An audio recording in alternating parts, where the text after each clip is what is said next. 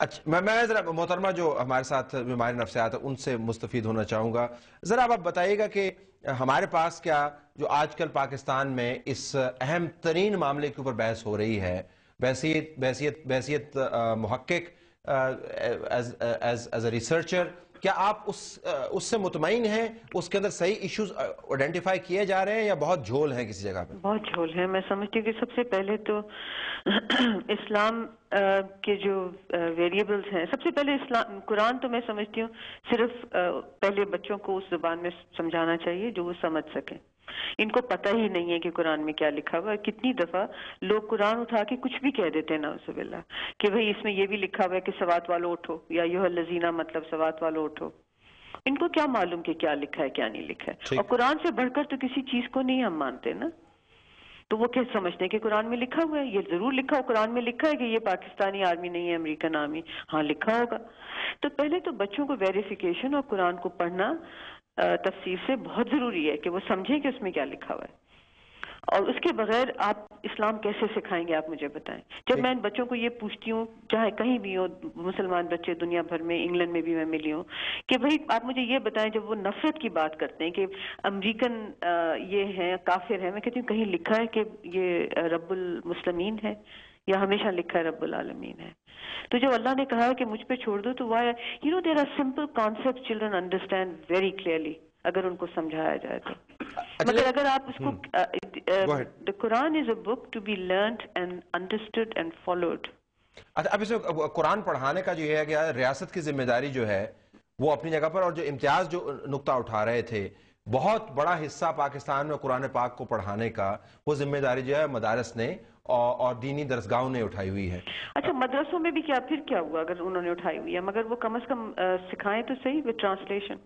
ٹھیک کہ بچے سمجھیں. I feel کہ مدرسہ ایجوکیشن ایسی دے سکتے ہیں. At the time of partition Punjab میں کتنے مدرسے تھے؟ لٹریسی ریٹ بہت ہائی تھا. میں تو کہہ رہی ہوں پاکستان میں ایک چیز آپ کر دیں، سب اسکولوں کو مدرسہ کہنا شروع کر دیں. ایک نیگیٹو کونوٹیشن کیوں آ رہا ہے مدرسوں کے؟ یا سب کو درسگاہیں کہہ دیں تو زیادہ بہتر ہے، نہ مدرسہ کہیں نہ اسکول کہیں، درسگاہیں کہہ دیں. ایک ہی لفظ ہونا چاہیے. ٹھیک مطلب وہ ایک اسکول ہے، ایک مدرسہ ہے، ایک کانوینٹ ہے، ایک فلانا ہے. وائی سب مدرسے ہیں اور سب طالبان ہیں بچے. We have to buy back these words that have been hijacked. اچھا وہ امتیاز کا کہنا ہے کہ ہم ان کا جارگن کیوں، ان کون ہے بار ہم انہی کی ٹرمینالوجی کیوں لیں؟ لیکن ان کون ہے امتیاز؟ ان بھی تو یہ تو جو لوگ کہتے ہیں مدرسے، جو لوگ کہتے ہیں اسلام، وہ لوگ کون ہیں؟ وہ تو جیسے سوات میں مثال کے طور پہ دارالقضاء ہم نے قائم کر دیا کیونکہ مولانا صوفی محمد صاحب کا یہ مطالبہ تھا. بھئی پاکستان میں ایک پاکستان پینل کوڈ ہے، اینگلو سیکسن لا ہے یہاں پہ، وہاں بھی ہائی کورٹ ہونی چاہیے تھی. اب کیوں ہم اس پہ قاضی اور دارالقضاء اور اس قسم کی چیزیں، why do we have to go adapt things which these people are demanding? بالکل. تو قائد صاحب میں آپ سے معذرت کے ساتھ، کیونکہ یہ پروگرام بالکل ختم ہو، یہ بتائیے گا کہ یہ جو سوچ ہے اس کی تبدیلی میں کیا مذہبی جماعتیں کچھ لیڈ رول ادا کرتے ہیں؟ حکومت کی ذمہ داری تو ہم ہمیشہ اور اس کے اوپر ہماری آنکھ رکھنی ہے، ہمیں آنکھ نہیں ہٹا رہے، لیکن جو لیڈران ہیں قد کاٹ والے اس سوچ کی تبدیلی میں کیا کوئی رول ادا کر سکتے ہیں؟ ویسے جی جو صوبہ سرحد میں MMA کی حکومت تھی، ان کی تعلیمی سفارشات آپ دیکھ لیں تو تعلیمی سفارشات میں یکساں نظام تعلیم کی سفارش کی گئی ہے. جو صوبے کا نہیں تھا، جو کہ مرکز کے ساتھ اس پالیسی بنانے کا کام ان کے ذمہ تھا. یکساں نظام تعلیم اگر بن جائے جس میں یہ تفریق نہ ہو، میں بالکل اتفاق کرتا ہوں محترمہ سے کہ یہ تفریق نہ ہو کہ یہ دنیاوی ہے، یہ دینی الگ ہے، دنیاوی الگ ہے، اور یہ اس کا نصاب الگ ہے، اس کا تو یکسانیت لانے کے لیے پھر رجسٹریشن بھی ہوگی نا، جب سپرویژن بھی ہوگی، کریکولا بنانے کا اختیار جو ہے وہ ایک مرکزی اتھارٹی کو ہوگا، یہ تمام کام ہوں گے نا. کیوں نہیں کرنے؟